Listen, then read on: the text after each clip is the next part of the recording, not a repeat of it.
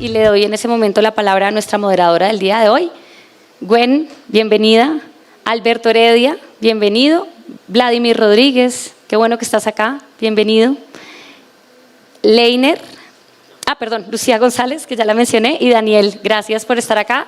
Larisa nos acompaña el día de hoy con la moderación, Larisa Pizarro, bienvenida. Bueno, buenos días.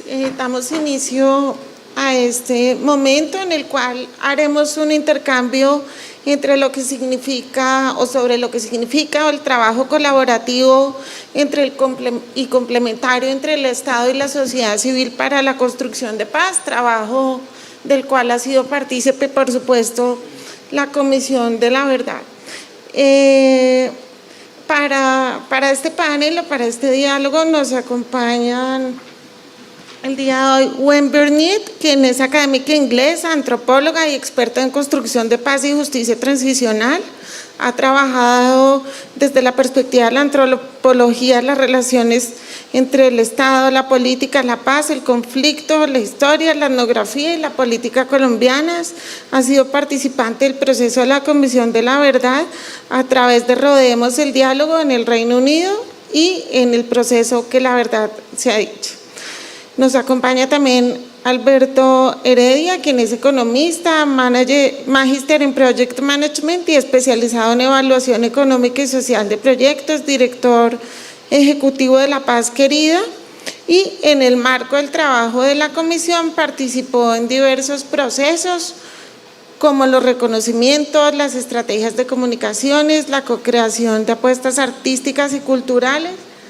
Pues es el caso de la Ruta por la Verdad y Develaciones, y hoy lidera con el equipo territorial de la comisión la apuesta de la Red por la Verdad en el Valle del Cauca. También está Daniel Bedoya, quien es un líder juvenil que participó del grupo de jóvenes Generación en Antioquia, siendo hoy voluntario y líder del proceso territorial. También ha participado en varias actividades de la Comisión de la Verdad, como el Poder de Cambiar el Rumbo, Encuentro de Juventudes por la Paz y la Verdad, y ha acompañado varios procesos en Medellín y en Antioquia con la Comisión. Está también Vladimir Rodríguez, quien es el alto consejero para los derechos de las víctimas, la paz y la reconciliación de la Alcaldía de Bogotá, y quien es experto en temas de derechos de víctimas, paz, reconciliación, reparación integral, y quien ha participado en la construcción de estrategias para la implementación del Sistema Integral de Verdad, Justicia, Reparación y no repetición. Y por supuesto, como lo señaló María, tenemos la fortuna de que nos acompañe hoy la comisionada Lucía González. Entonces quisiera, pues sin más preámbulo, dar inicio a este conversatorio o este diálogo, intercambio con la intervención de Gwen, quien nos va a poner unos puntos claves para que podamos desarrollar este diálogo. Bueno, muchas gracias. Muy buenos días a todos. ¿Me escuchan bien ahí? Sí. Bueno, para mí, primero, pues muchas gracias a María, a la comisión, por invitarme a ser parte de este evento. Realmente es un gran honor pues participar aquí. Les quiero comentar un poquito de dónde estoy hablando yo primero. Yo hice mi investigación doctoral sobre la pedagogía de paz del gobierno de Santos. Hice mi trabajo de campo en la Oficina del Alto Comisionado para la Paz, que es un estudio que se publica en inglés como un libro en septiembre, se llama La cara de la paz. Y una de las grandes conclusiones que yo encontré en ese estudio es que el gobierno de Santos invirtió mucho esfuerzo y recursos humanos y financieros en la negociación, pero no tanto en llevar la sociedad con él, darle la cara a la sociedad frente a la paz, para hacer una alianza Estado-sociedad para sacar la paz adelante. Se volvió muy común decir que no hubo pedagogía del acuerdo. Eso es completamente falso. Sí hubo esfuerzos, muchos, y yo doy cuenta de muchos de ellos, y fue de hecho la primera vez en el mundo que hubo pedagogía de un acuerdo de paz a gran escala. Eso no se había considerado como muy necesario antes, quizás porque ahora estamos en la etapa de la posverdad. Algunas de las personas del equipo de pedagogía de la Oficina del Alto Comisionado de Paz fueron a integrar a la comisión. Y ese antecedente, sin duda, ha sido una influencia muy importante en el trabajo de la comisión. La OACP logró hacer alianzas entre Estado y sociedad, poco a poco, con un trabajo muy engorroso de construir confianza en un contexto muy adverso de desconfianza histórica en el Estado, tanto por las actuaciones del Estado en el conflicto como también por la percepción de que el Estado ha abandonado muchas partes del país. Y esa desconfianza en el Estado es muy relevante para el trabajo de la Comisión también.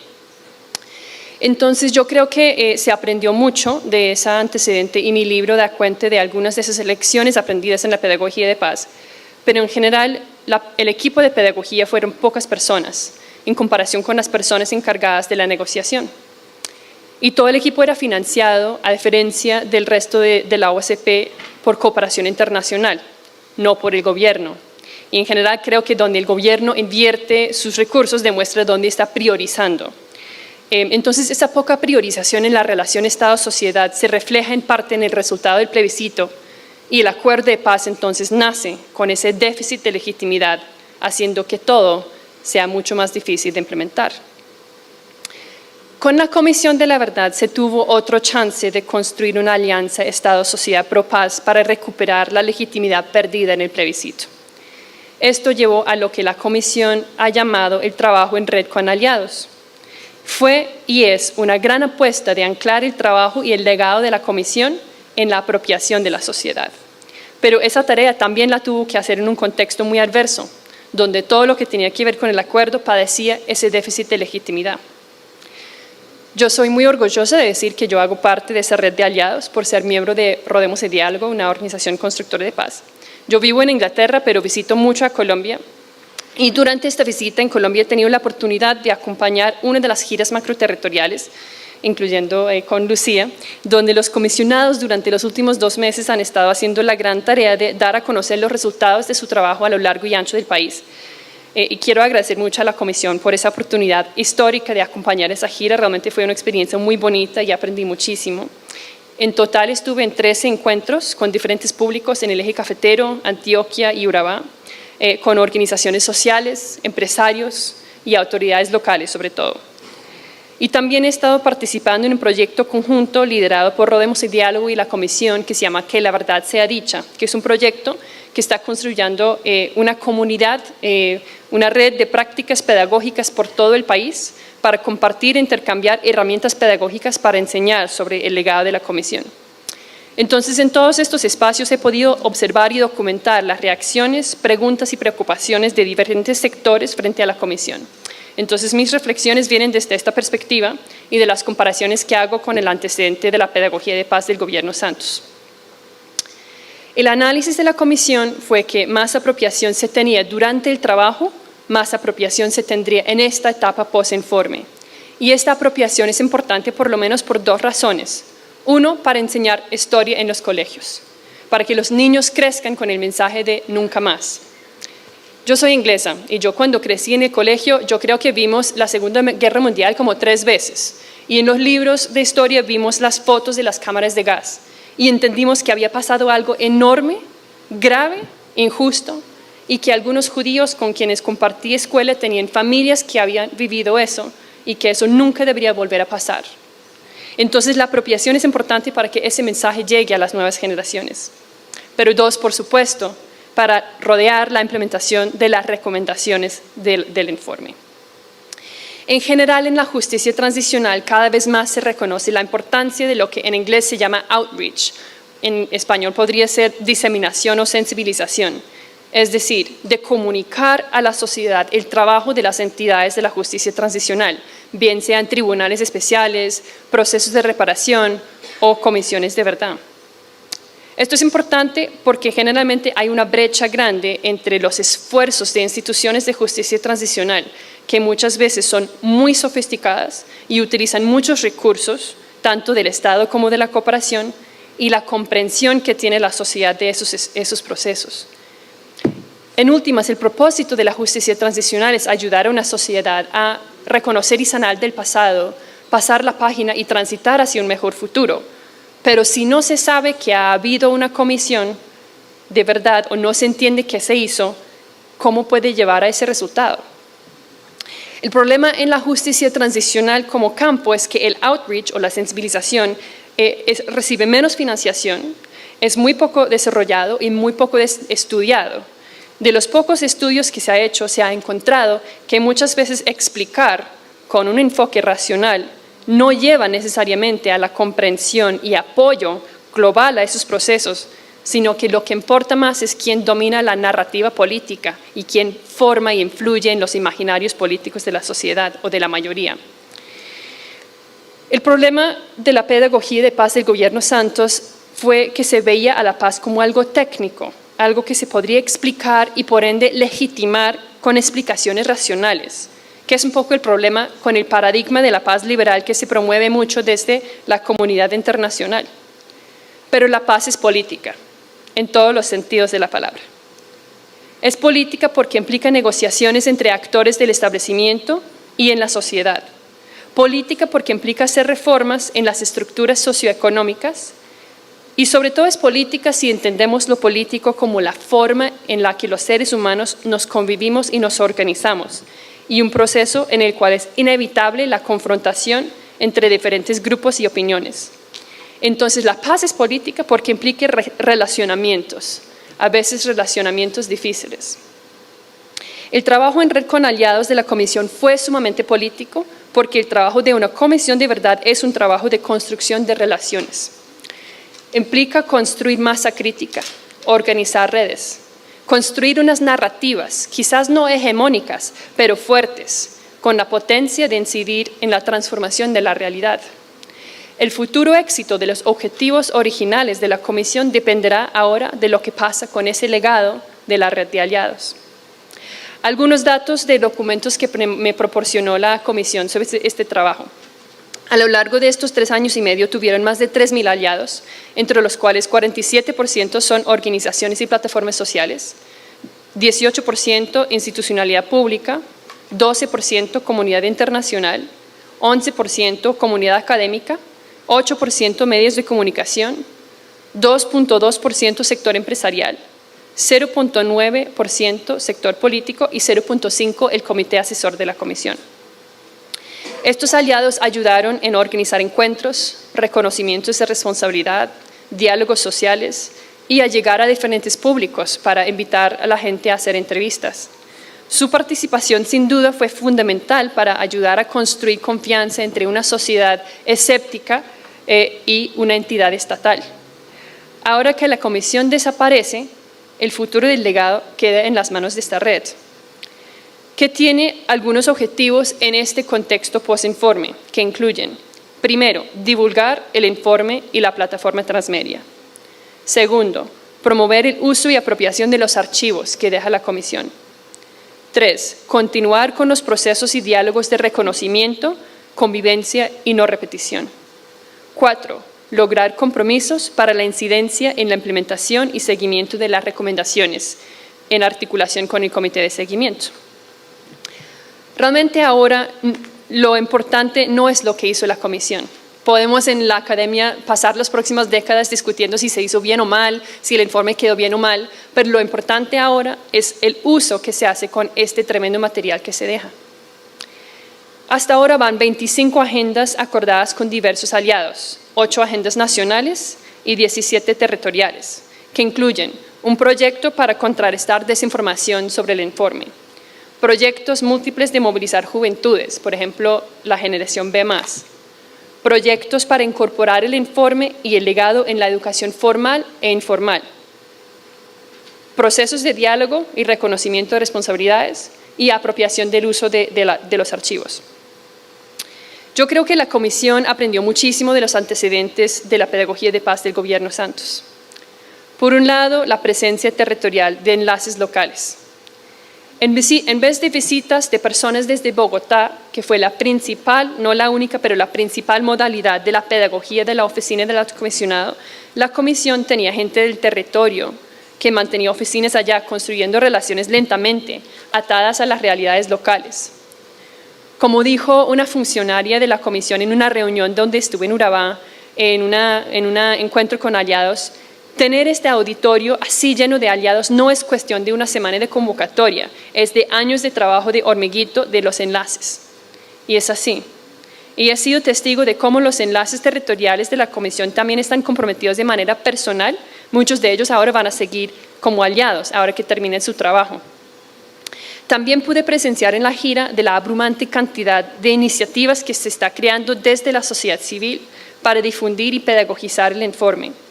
Es especialmente notable el apoyo de los jóvenes.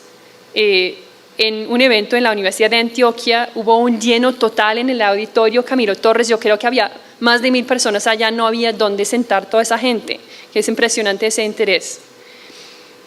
Sin embargo, uno de los grandes retos es el hecho de que a esos eventos van los que ya están sensibilizados.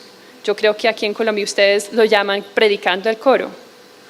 Mientras tanto, yo iba también a las cafeterías y preguntaba a los taxis en los lugares donde llegábamos y preguntaba si sabía que en esta ciudad se estaba haciendo este evento sobre la comisión. Y resulta que la mayoría ni sabían que existe una comisión ni saben qué es eso. Entonces, precisamente de las preguntas y comentarios más comunes que documenté en estos espacios eran cómo hacer llegar este mensaje más allá de nuestros públicos normales, cómo hacer llegar a los negacionistas. Estas son preguntas bien difíciles. La tarea ahora de llegar a esos públicos más amplios y contrarrestar la oposición política al informe que seguramente va a haber, ahora está en las manos de la red de aliados. Pero realmente yo creo que la gran ventaja que tiene la Comisión frente al antecedente de la pedagogía de paz es que no va a haber un plebiscito para aprobar o rechazar el informe. Eso es muy positivo. En el lanzamiento del informe, el presidente Petro se comprometió, cuando recibió las recomendaciones, se comprometió a hacer que llegara el informe hasta el último rincón de Colombia. Y yo creo que hay que hacerle cumplir ese compromiso. Pero también creo que es muy positivo que no quede solamente en las manos del gobierno de turno. Las 1000 iniciativas de hacer pedagogía de legados son positivas porque descentraliza ese esfuerzo de diseminar. Creo que la comunidad internacional ahora va a poder jugar un papel fundamental en financiar a los proyectos de pedagogía del informe que presentan diferentes organizaciones de la sociedad civil, cada uno con su estilo, su público y su metodología. Sin embargo, creo que también hay un riesgo de terminar con una proliferación de proyectos pequeños que pueden ser superficiales o de poco impacto. Entonces creo que hay que mantener el esfuerzo de la articulación, como por ejemplo el proyecto que les mencioné de que la verdad sea dicha. Y por supuesto que esas iniciativas de pedagogía deben tener conexión con lo que hace el gobierno, especialmente la promesa de Alejandro Gaviria de llevar el informe a la educación formal. Las otras preguntas más comunes que vi en la gira tenían que ver con el contexto adverso de estar haciendo el trabajo de la comisión mientras el conflicto sigue. Una mujer en la audiencia en Pereira dijo: cuando ustedes estaban escuchando los horrores de la guerra, nosotros estábamos viviendo la violencia en las calles.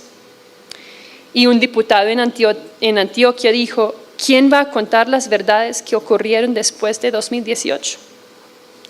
El gran reto que le queda a la red de aliados también es cómo usar el informe como una herramienta política, tanto en la pedagogía como en rodear las recomendaciones y el trabajo del comité de seguimiento para contribuir al esfuerzo de terminar el conflicto y construir una cultura de paz. Y esto me trae de vuelta, para terminar, a mi afirmación que la paz es política. Muchos en los eventos hablaron de que fue difícil traer a los alcaldes a los eventos de la comisión. Y yo creo que hay que hacer un trabajo muy fuerte de relacionamiento ahora, este año, para comprometer a los candidatos locales en las próximas elecciones y en sus secretarios de educación. Yo creo que todos aquí reconocerán que sin el compromiso de Gustavo Petro estaríamos hoy día en otro escenario para el legado de la comisión. Y yo creo que para el legado tenga el impacto deseado, hay que construir esas alianzas Estado-sociedad también a nivel territorial. Yo le dejo ahí. Muchas gracias.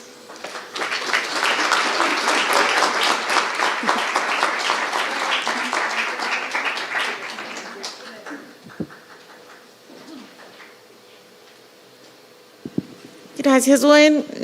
Muy interesante tu aproximación testimonial y digamos que pones énfasis en los puntos necesarios para este diálogo. Yo quisiera comenzar este intercambio preguntándoles a quienes nos acompañan hoy cuál es su percepción o si hay algún elemento que les pareció particularmente interesante en el relacionamiento con la comisión y que marca unas nuevas maneras de relacionar a la sociedad civil con el Estado. Digamos, a mí me ha impresionado mucho desde el punto de vista periodístico que a los líderes de opinión y a los periodistas y a la ciudadanía en general se le olvida que la comisión es Estado, pero también un poco como esa antagonía histórica que ha existido entre sociedad civil y Estado. Entonces, este es un ejemplo pionero de transformación.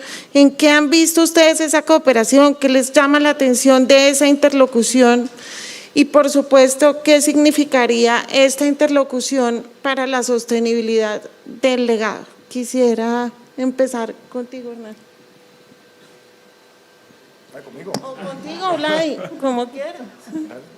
¿Conmigo, Alberto, dijiste? Bueno, muy bien, no te Está entendí. bien con el que sea. Bueno. Bueno, yo quisiera compartir muchas cosas, pero pues para compartir voy a tratar de ser breve, pero quiero empezar con un aprendizaje que tuvimos desde los programas de desarrollo y paz, pero que siempre nos recalcaba alguien que debería, pues que no está acá, pero que nos enseñó mucho, que era Gabriel Turriago, y él decía que el conflicto en el fondo era un problema de gobernanza. En esa época hablábamos de gobernabilidad, pero para ponerlo en el lenguaje actual, de gobernanza, porque demostraba la incapacidad que tenemos pues los actores de un país para ponernos de acuerdo para abordar los problemas estructurales de esa sociedad y que finalmente se transmiten en los problemas estructurales que le dieron, digamos, como origen al conflicto. Y yo quería poner esa reflexión porque para poder compartir mis apreciaciones sobre la comisión tengo que hablar de lo que significa gobernanza, y yo creo que es en su sentido más amplio una construcción permanente de relaciones de confianza, de credibilidad, de legitimidad en doble vía, digamos, de los gobernantes, de la sociedad civil hacia sus instituciones, de la sociedad civil hacia sus gobernantes, pero también de los gobernantes hacia la sociedad civil para que sean pares y aliados, digamos, en la construcción del desarrollo, en la promoción del desarrollo o en la construcción de paz. Y lo quería poner porque creo que esa definición enmarca muy bien estos aprendizajes y estas lecciones que nos llevamos de cómo la Comisión, como institución del Estado, ha construido sus relaciones con la sociedad civil. Y ahí quiero, digamos, como resaltar 3 elementos para abrir, digamos, la conversación con todos. Uno, pues la Comisión se desenvolvió en el escenario de mayor incertidumbre sobre el futuro en la Colombia reciente, digamos. Las estadísticas en el 2018 nos mostraban que el 60% de los colombianos pensábamos que Colombia no iba por buen camino, pero en este año, en febrero, abril, pues la percepción era cerca del 80%, y en esos 4 años fue, digamos, en el que ha tenido o tuvo, digamos, desenvolvimiento la Comisión. Y en un escenario de incertidumbre, la Comisión generó esperanza, generó mucha esperanza. No solamente en la gente que participó, sino una esperanza de país, una esperanza de futuro, una esperanza de seguir creyendo que es posible transitar a la convivencia pacífica. Y mi pregunta es ¿por qué? Digamos, ¿por qué generó esa esperanza? Y creo que tengo 3 o 4 conclusiones para compartir. La primera es que hay un cambio en el paradigma en cómo se debe gestionar una institución pública. Hemos estado muy acostumbrados a que el ciudadano tiene que acercarse a la institución pública a exigir o reclamar sus derechos, y eso ha sido una impronta, digamos, sobre la que hemos reflexionado mucho, y yo creo que la Comisión es un referente, sumado a algunos muy pocos que yo conozco anteriores, de que sea la institucionalidad pública la que vaya a la sociedad civil. Ahí hay un cambio en la forma de hacer las cosas que significa que la gente apropia la institución, y eso me gusta mucho, y sobre eso quiero rematar al final, pero la gente siente como propia la Comisión, y eso es muy importante. Ojalá así sucediera con toda la institucionalidad pública y esa fuera la forma en la que la institucionalidad pública. Yo creo que hay un cambio de paradigma muy importante. Lo segundo es que la Comisión es un ejemplo de un nuevo contrato social, y eso en justicia transicional es demasiado importante. No solamente porque fue incluyente y no solamente porque, digamos, estaba garantizando o protegiendo, digamos, los derechos de las víctimas, en este caso, digamos, a la verdad, pero más también invitando a la institucionalidad pública a que, digamos, entre en un escenario de cambio para recuperar esa confianza, esa credibilidad, esa legitimidad que garantizan, digamos, gobernanza real. Ese me parece un segundo elemento importante. Y el tercero, que creo es relevante, es el ejemplo de liderazgo político, ético y democrático que la Comisión, digamos, le mostró al país desde una institución del Estado, es decir, con claridad de actuaciones pensando en el interés colectivo, en el interés de país, cumpliendo un mandato, digamos, transitorio, pero demostrando, digamos, que la funcionalidad de la ética sí puede ser observada por los funcionarios, digamos, de una entidad pública. Y con esos tres elementos después podemos hablar de por qué existe la red aliada y por qué es tan fuerte y tan potente y por qué será un aliado de la verdad, digamos, fue durante estos 3 años y seguirá siendo hacia futuro. Gracias, Alberto. Vladimir, tú en este momento representas al Estado local. Quisiera que nos hablaras un poco de esa posibilidad de ser aliado o de generar alianzas entre lo local y lo nacional, desde la perspectiva de la institucionalidad también, para pues garantizar la sostenibilidad del legado de la Comisión. No, pues gracias, Larisa. Estaba pensando mientras hablaba Alberto que realmente daría para una tesis postdoctoral en ciencia política, como además adelantaba algunos temas Gwen, la discusión o el debate sobre el relacionamiento entre la Comisión, las organizaciones de la sociedad civil, la Comisión y el Estado, siendo la Comisión Estado, y es toda una situación bastante compleja, pero al final parte, y quería plantear esta primera reflexión saludando al padre Francisco y a los demás comisionados y comisionadas y a las organizaciones aquí presentes y a las víctimas del conflicto que nos ven y nos siguen, y es que es un debate que parece un poco extraño desde las categorías conceptuales, pero parte tal vez que durante estos años la Comisión se enfrentó a una paradoja bastante particular, y es que siendo Estado tuvo una deslegitimación, y lo digo yo a título personal sin involucrar a nadie más, por parte del gobierno que debía ser el articulador desde el Estado de la política de paz consagrada en la Constitución en el acto legislativo 01. Es una cosa muy extraña. Cuando tú vas hacia atrás, la Comisión nace en un acto integrado a la Constitución, debe desarrollar una política de Estado, y personas como yo, que somos consejeros de paz de un ente territorial, deberíamos estar al servicio de ese mandato. Al final, yo agradezco mucho cuando se le hacen reconocimientos a la alcaldesa mayor, a los diferentes miembros del gabinete y a mí por la articulación que en estos 2 años hemos hecho, 2 años y medio con la Comisión, pero realmente es nuestro deber, no estamos haciendo nada que no corresponda al deber que como funcionarios y servidores públicos y como parte del Estado, como un ente territorial que tiene unas funciones en temas de acompañar a la Comisión en la búsqueda de la verdad y en la reconciliación y generación de estrategias y procesos pedagógicos para la garantía de las garantías de no repetición, la verdad como una garantía de no repetición, pues hemos cumplido en la medida de nuestras capacidades en el distrito, una articulación maravillosa que se ha dado entre 2 entidades del Estado que tienen como centro la verdad y la garantía, o el avance, la garantía de los derechos para las víctimas del conflicto armado y el avance, como lo decía, en temas de garantías de no repetición. Entonces creo que ahí está un poco más que la novedad, el punto en debate y en discusión, y es el Estado colombiano y la sociedad colombiana. Son 2 escenarios, 2 caras del mismo debate.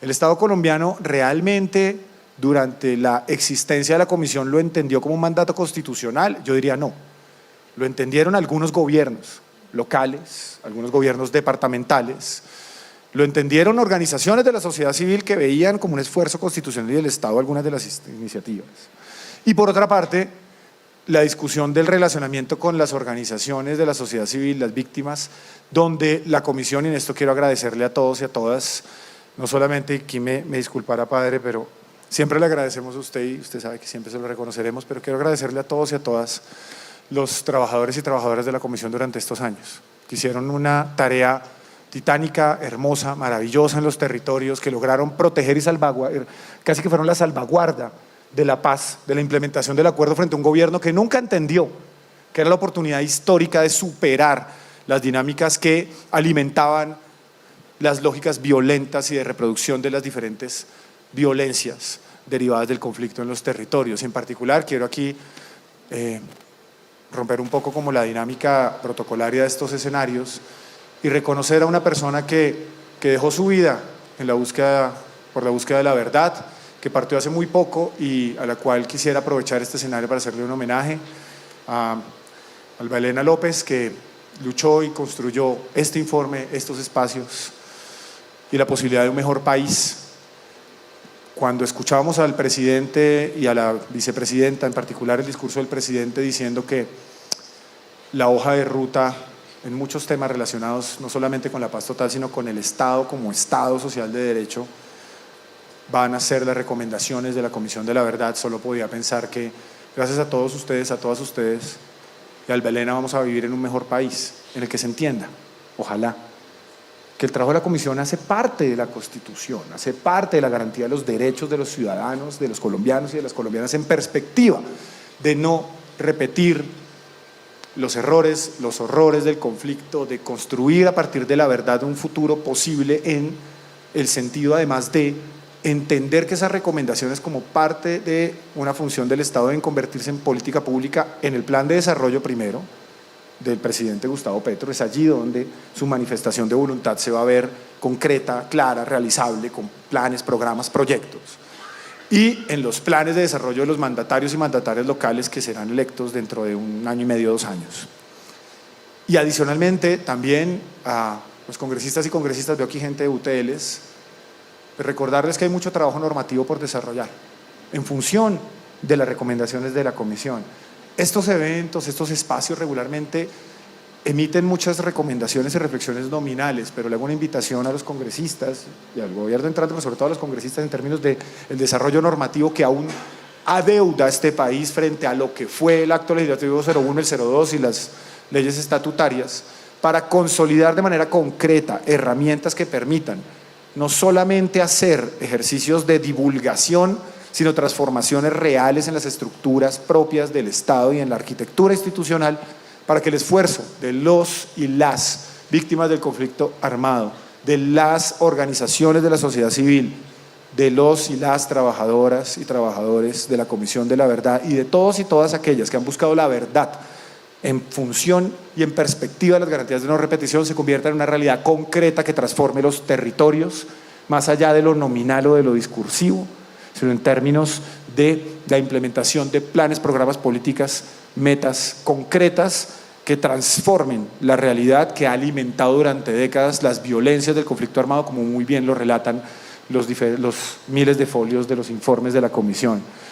Creo que es ahí donde debe estar un poco desde mi perspectiva y pues también transmitiendo el saludo de la alcaldesa que lo ha pensado así la reflexión, y por ello cuando se asumió la Consejería de Paz en Bogotá, que en ese momento se llamaba Consejería de Víctimas, se transformó institucionalmente para integrar lo que nos compete, lo que se debe, o sea, de verdad, cuando, y con esto cierro como empecé, cuando nos dicen que chévere que Bogotá y otros entes territoriales, Santa Marta, Medellín, Villavicencio, etcétera, hayan hecho transformaciones para proteger o avanzar en lo que sería el legado de la Comisión y acompañar al sistema integral en su conjunto, mi respuesta es, no es chévere, es un deber constitucional, es un deber político, porque como lo decías, la paz es política, las decisiones son políticas en el Estado, en el gobierno, pero cuando tú tienes políticas de Estado integradas a la Constitución, tu deber, ahí sí, político de respeto y garantía por la hoja de ruta constitucional es transformar el Estado para garantizar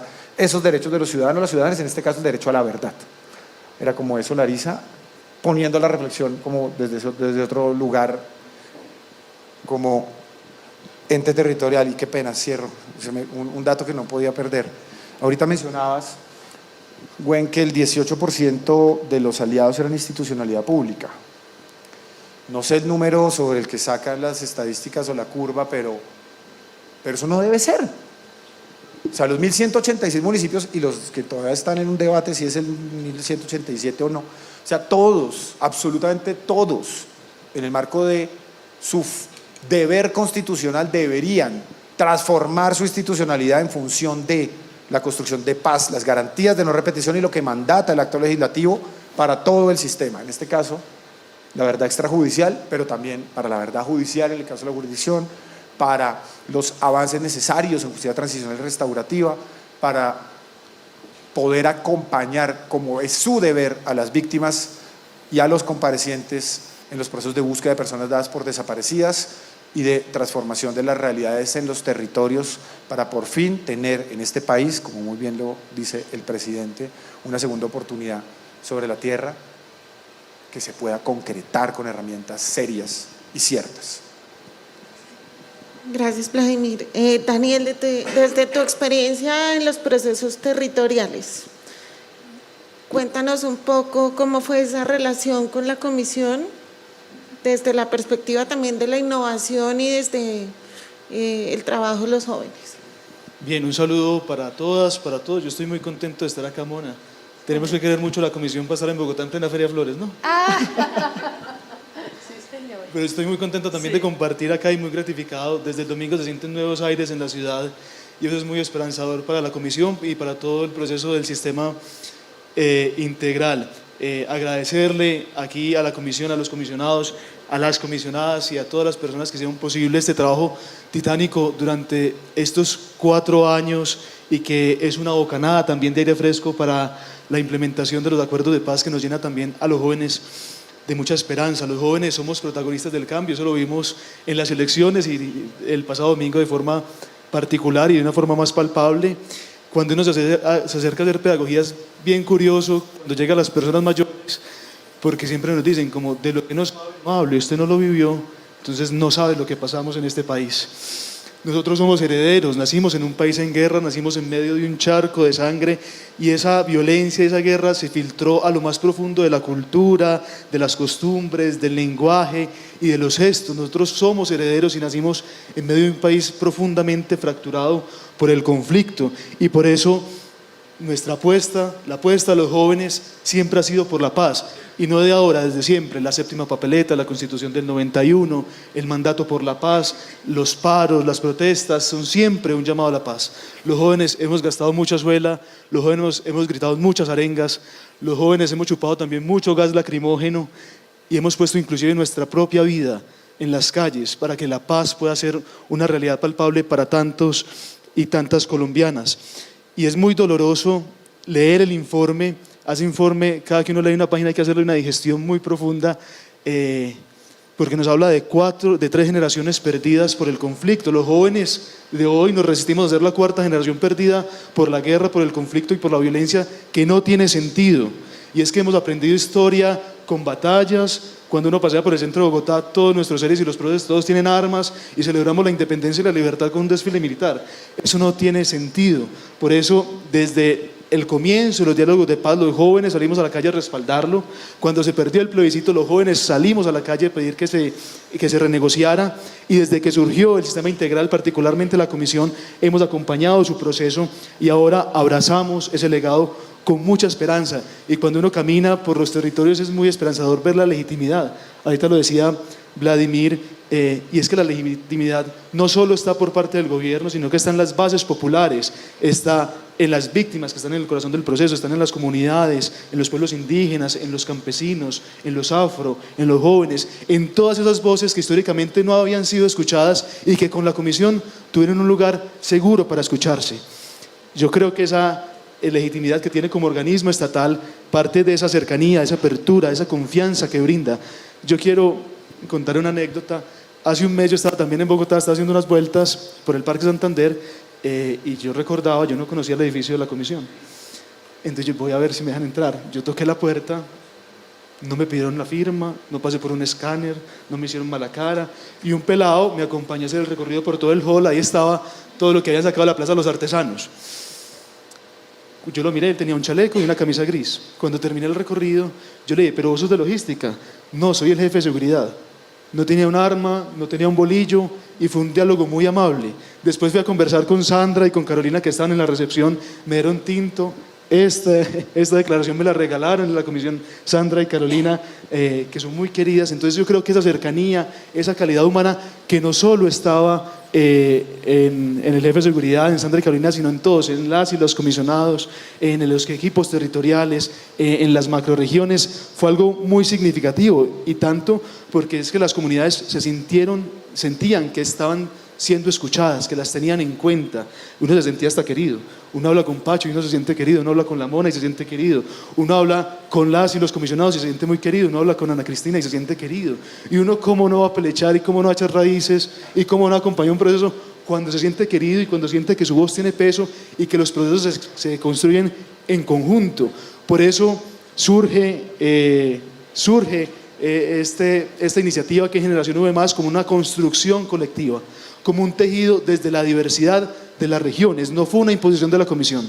Aquí está Ana en la segunda fila, que es la mamá de los pollitos. Yo creo que ella tiene todos los créditos de esto. Es una joven total que cree en los jóvenes, que camina con los jóvenes, que construye con los jóvenes y le apostó a que la Generación V+ fuera la hija predilecta de la comisión para hacer pedagogía sobre el informe final, para hacer pedagogía sobre el mandato de la comisión. Y por eso ese lema que engloba Generación V+ es declararle la verdad a la guerra y al olvido, y para eso estamos los jóvenes. Lo estamos haciendo desde el arte, desde la cultura, desde la educación, también lo estamos haciendo desde el deporte, de la danza, del canto, del graffiti. Estamos en 28 departamentos, en 400 municipios, hay 3 nodos en el exterior, en Argentina, en España, en Francia, se están abriendo otros en Reino Unido, en Canadá. Estamos hablando de la verdad, estamos poniéndola en el debate, acá en el territorio. En Ocaña se canta rap, en Medellín se hacen grafitis, en el Pacífico se danza, en el Caribe se canta. Estamos en las universidades, en los colegios. A mí la semana pasada me llamaron del Hospital Pablo Tobón Uribe para hablar a los médicos y a las médicas del informe, y allá fuimos, porque queremos que la realidad sea un hecho palpable, la queremos poner en el debate, y que todas esas formas de resistencia que históricamente, Mona, tuvieron las comunidades para resistir al conflicto, ahora estén al servicio de la paz. Y para eso estamos siempre los jóvenes. Lo hemos hecho también en articulación con muchas entidades públicas y privadas a nivel nacional, pero hay otras con las que queríamos trabajar más, y hay algunas aquí presentes. Queremos trabajar más con La Paz Querida, queremos trabajar más con Rodeemos el Diálogo, queremos trabajar más con el distrito, queremos trabajar más con las organizaciones que están en los territorios. Queremos descentralizar la verdad, que no esté solo en Bogotá, que vaya a los territorios, que no esté solo en las capitales de los departamentos, sino que vaya a los municipios, que vaya a las veredas, que vaya a los corregimientos, que la gente se entere de lo que está pasando. Es muy preocupante que siempre que se convoca un evento, pues llegan los convencidos. Y uno no trata de convencer a los convencidos, uno tiene que llegar más allá. Y por eso en Medellín le apostamos a la toma del espacio público, nos paramos con bafles en los parques a leer el volumen testimonial y a hacer conversaciones y hablar con la gente, porque esto tiene que ser un patrimonio de todos y de todas las colombianas. De ahí que ese informe final, cuando lo entregaron el 28 de junio, nos llenó de tanta esperanza. Y yo creo, ya se fue Pacho, pero esa recomendación es una recomendación directa a Generación V+ y a las juventudes que recoge el colectivo, y es a los jóvenes encarar la verdad de las causas y los horrores del conflicto armado y construir la nación nueva que está en sus manos, porque ustedes son el futuro. Les pedimos no colaborar en nada que profundice la muerte, el odio y la desesperanza, y ser los líderes en la puesta en marcha de las recomendaciones que entrega la comisión. Los jóvenes recibimos este legado con esperanza, con alegría y con mucha responsabilidad. Los jóvenes nos comprometemos a difundirlo en todos los espacios, probables e improbables. Aquí, para hablar de la paz y para hablar del legado, Mona, estamos combinando todas las formas de lucha. Nada sobra y nada está de más. Estamos en todas partes como hormigas en todos los eventos. Acá están los y las comisionadas que pueden dar fe de ello, que a cualquier rincón del país donde van hay Generación V+ y hay jóvenes acompañando la difusión del informe final, porque los jóvenes no adolecemos de resignación. Este país puede, debe y va a ser mejor en manos de los jóvenes. Queremos cambiar el rumbo, queremos dejar de caminar por esos senderos estériles heredados de la violencia, del conflicto, de la guerra y de la transgresión del otro, y queremos encaminarnos juntos hacia la paz. Sabemos que lastimosamente la Comisión como entidad del Estado desaparece en 20 días, pero el legado continúa vivo y continúa vivo en la medida que nosotros seamos capaces de callejearlo, de llevarlo y de ponerlo en el debate. Por eso es muy importante seguir sumando voluntarios, es muy importante que los jóvenes que tenemos las ganas sigamos siendo apoyados por las entidades estatales y por las organizaciones no estatales para que esto sea una realidad. No nos vayan a dejar solos después del 28 con el legado en las manos. Yo sé que el papel puede con mucho, que hay una transmedia muy grande, pero esto se concreta con conversaciones, con mirar a la cara, con cantos, con danzas, en el territorio. Y para eso necesitamos de todas y de todos ustedes, amigas y amigos de la comisión que la han acompañado en 4 años, pero si necesitamos 4 años para construir un informe de 8.000 páginas, pues imagínense cuántos más años necesitamos para poder digerir ese informe, para poder comprender ese informe y para poder ponerlo en marcha en la sociedad y realmente apropiarnos de él. Por eso la invitación es a que caminemos juntos hacia la paz, a que caminemos juntos hacia la verdad y construyamos juntos también un país posible para todos y para todos, porque como dice el legado de la comisión, hay futuro si hay verdad.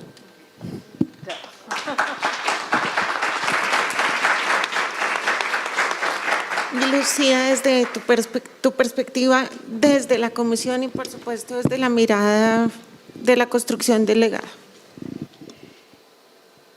Bueno, yo cordial saludo a todos y todas. Muchas gracias, Alberto, Vladimir y Daniel, que encarnan ese montón de organizaciones que nos hacen hoy sentir muy orgullosos de esta red, de este capital, de este enorme capital social que se ha construido en torno a la verdad. Yo le quiero decir a los comisionados del Comité de Seguimiento Monitoreo, les estamos entregando el gran capital social que construyó la Comisión de la Verdad. Es más importante que el informe. Muchas comisiones de la verdad del mundo han tenido valiosísimos informes y por múltiples circunstancias no lograron construir un capital social de este tamaño, y este capital social es el que va a ayudar a producir las transformaciones que son necesarias. El Comité de Seguimiento y Monitoreo sin este capital social no pasa de ser un grupo de 7 personas haciendo un esfuerzo. Entonces, espero que así lo valoren y así lo entiendan, porque esta es la manera en que la Comisión de la Verdad hace visible su trabajo. No es el informe le va a llegar a muy poquita gente, desafortunadamente. Es decir, muy poquita gente va a poder leer el informe. La gente va a poder conversar sobre el informe, va a poder debatir sobre el informe a partir de elementos muy sencillos, a partir de los resúmenes, de la cartilla, pero sobre todo de las conversaciones que se hagan y de las activaciones y movilizaciones que se hagan en torno a los contenidos del informe final. Y en eso hicimos un esfuerzo enorme por dejar mucho más que un gran documento que va a ser muy importante para el país y durante muchos años. Ese acumulado, yo creo que son más de 10.000 páginas, es un documento de un enorme valor histórico para el país para muchísimos años. Pero la conversación que genera la movilización social, entendida la movilización social como la capacidad de construir sentidos compartidos y moverse en torno a las soluciones, es el capital que nosotros estamos dejando. Yo lo entiendo así. Lo que tú decías, Larisa, ¿cuál es la percepción de esas nuevas maneras de la relación del Estado? Yo creo que estamos muy encima para tener reflexiones todavía concluyentes y más profundas.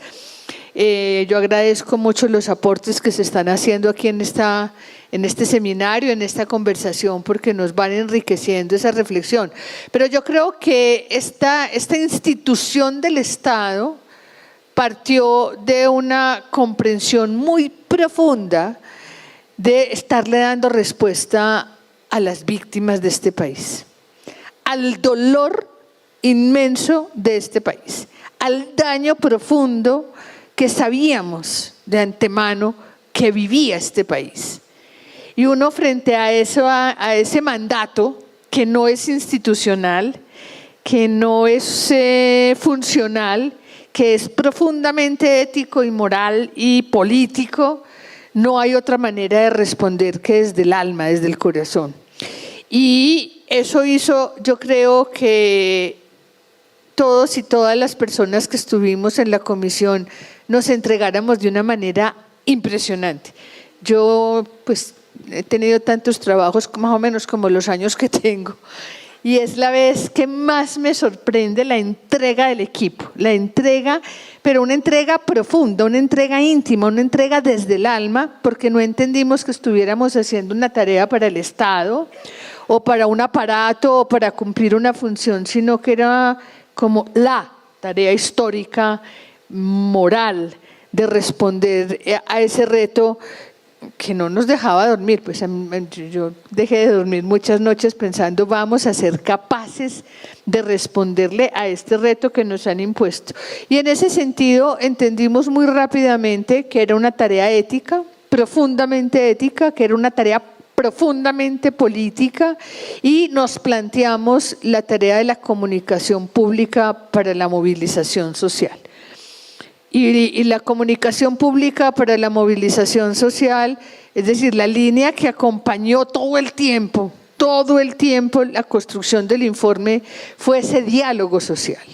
Un diálogo social que empezó desde los primeros días a construir una conversación colectiva, a construir un capital social colectiva, a elevar el nivel de la conversación, a esa escucha profunda, respetuosa y empática, donde la transacción era de pares, es decir, no estábamos parados más arriba de nadie, al contrario, nos sentimos muchas veces, pues es que uno frente al coraje y a la altura moral de las víctimas se siente así, de chiquitico, y frente a ese dolor vivido y sin embargo esa generosidad.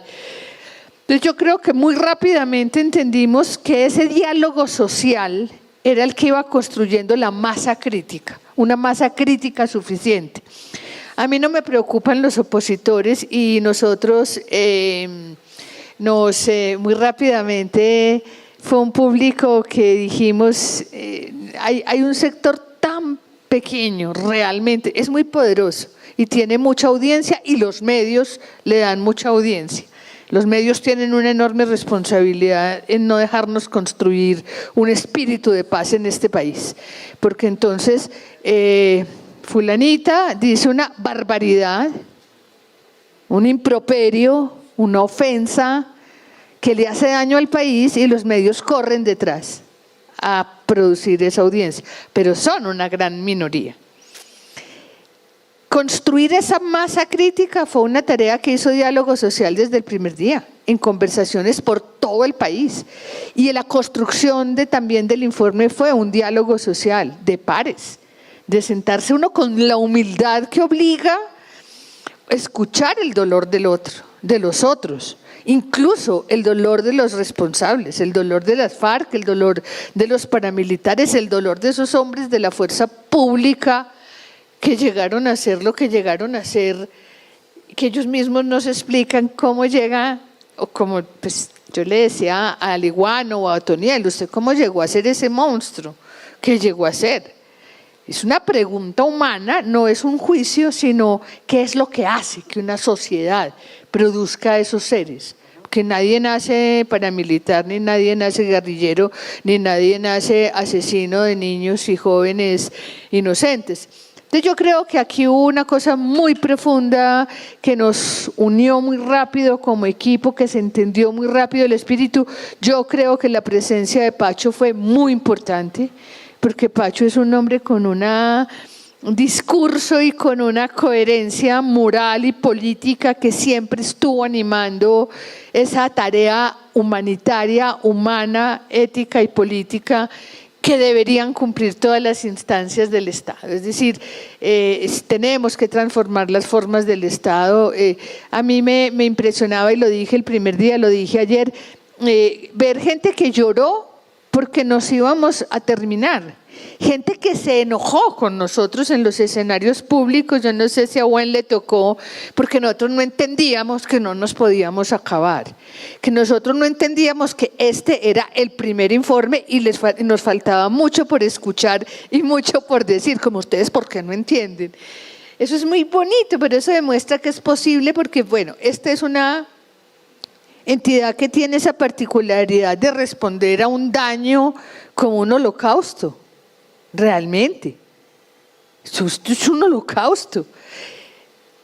Pero ¿quién del Estado no tiene una tarea profundamente ética y no tiene el imperativo de construir bienes comunes para la sociedad? Entonces yo creo que eso fue lo que nos permitió relacionarnos muy empáticamente, muy humanamente, y las víctimas fueron un ejemplo muy impresionante. Tú, frente a esa altura moral de las víctimas, no te queda sino la humildad y reafirmarte todos los días de la vida que sos un servidor público, un servidor en el sentido más profundo de la palabra. Gracias, Lucía. Yo creo también que en ese tema del diálogo social hay una clave muy importante, o está la clave de esa nueva innovación en la interlocución. Bueno, pues le doy las gracias a todos los panelistas. Ya tenemos que darle cierre a pero profundizaremos en algunos de los temas planteados en esta hora en el próximo módulo, cuya moderación estará a cargo de María Prada. Muchas gracias a todos.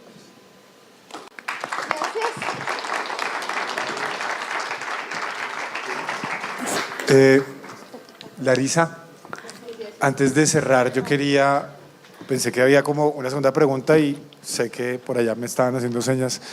Algo muy importante también, y es, pues nosotros queríamos acá en este espacio, y pues hablo en nombre de la alcaldesa que no puedo venir, ratificar algo que esperamos y se le ha entregado como recomendación al gobierno, y estamos seguros, la verdad, que la vicepresidenta y el presidente así lo entienden, que se debe seguir no solamente acompañando el legado, sino transformando la institucionalidad y haciendo los ajustes para que el legado avance. En ese sentido, digamos, ya estamos trabajando junto con la Secretaría General de la Comisión y con el padre para que Generación B pueda continuar en el Distrito Capital. Ojalá en todo el territorio nacional se pueda hacer un ejercicio igual para que pueda este proceso adelantarse. Estamos en ese afinando como siempre, primero la estructura jurídica administrativa fiscal, porque ya existe la voluntad política, para luego poder hacer el ejercicio de articulación misional. Y algo muy importante, los archivos, la custodia del archivo, la divulgación del archivo, mientras avanza el proceso a nivel nacional, con el museo, con el centro, como pues ya la comisión de seguimiento creada determine, pues podrá estar bajo custodia en el Distrito Capital, lo que pues va a garantizar que el archivo que se ha venido construyendo de manera conjunta, colectiva, con el esfuerzo de los comisionados, comisionadas, el padre, las organizaciones, los trabajadores, pues pueda mantenerse en un proceso de divulgación, entendiendo que a veces la voluntad política existe y existe por parte del gobierno nacional entrante, pero esos cruces de tiempos administrativos a veces son una trampa que evita que se avance en la implementación de los acuerdos. Quería mencionarlo, que lo habíamos ya conversado con el padre Antonio, y simplemente decirlo porque, de nuevo, es un deber constitucional, y ojalá los alcaldes, alcaldesas, gobernadores, gobernadoras lo comprendan como lo comprende, y muy bien, la vicepresidenta y el presidente ya posesionados. Yo aprovecho también para decirle a los aliados que gracias, sin ustedes no hubiéramos hecho lo que hicimos. Por eso le digo al Comité de Seguimiento y Monitoreo, el gran soporte para la transformación y la movilización social es este capital social. Lo voy a insistir hasta infinito y les digo a ellos, ténganlos en cuenta y hagamos ese cruce. Fueron unos aliados que siempre dieron mucho más allá de lo que se les pidió, y la gran mayoría de esos aliados no trabajó por dinero, no fueron contratistas ni operadores, sino espíritus. Gracias. Yo no quiero fomentar el desorden, María. 2 minutos les quiero entregar a las panelistas. Mona, no se huele. Les va a entregar la cartilla Generación B+, para que no se olviden de nosotros y puedan leerla y saber un poco más de lo que estamos haciendo.